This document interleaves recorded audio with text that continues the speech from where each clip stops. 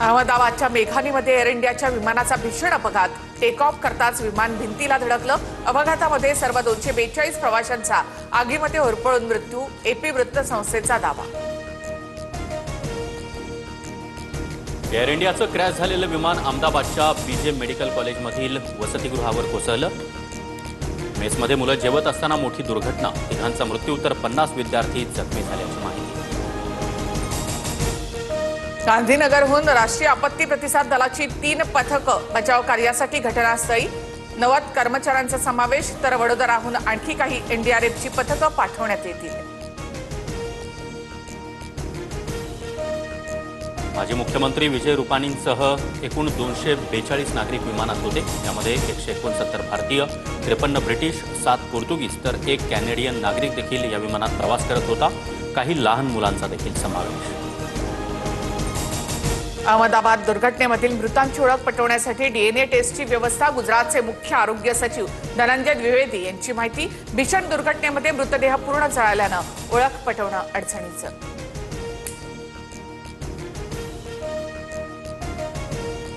अहमदाबादमधील विमान दुर्घटना हृदयद्रावक। हे दुःख शब्दात मांडू शकत नाही। बचाव कार्यामध्ये सहभागी सर्व यंत्रणा आणि मंत्र्यांच्या मी संपर्कात। पंतप्रधान मोदींकडून शोक व्यक्त। विमान दुर्घटनेनंतर पंतप्रधान मोदींसह गृहमंत्री अमित शहा अहमदाबादकडे रवाना। अमित शहांची गुजरातच्या मुख्यमंत्र्यांशी चर्चा। अहमदाबादमधील विमान दुर्घटना भयानक। या दुःखद घटनेनं ब्रिटन भारतासोबत पंतप्रधान कीर स्टीमर यांच्याकडून ट्विट करत संवेदना व्यक्त। विमानात 53 ब्रिटिश नागरिकांचा देखील समावेश।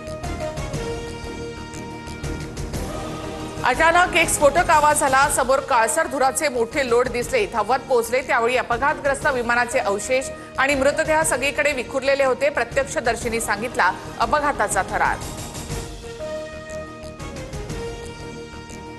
अहमदाबाद सिव्हिल रुग्णालयाबाहेर प्रवाशांच्या नातेवाईकांची प्रचंड गर्दी।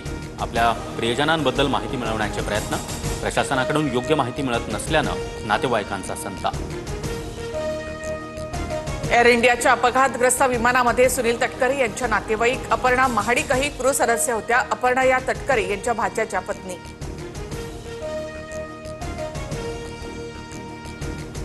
अहमदाबादमधील विमान दुर्घटना मन हेलावून टाकणारी। शरद पवार यांच्याकडून ट्विट करत दुःख व्यक्त, तर काँग्रेस कार्यकर्त्यांनी मदत कार्यात सहभागी होण्याचं राहुल गांधींचं आवाहन।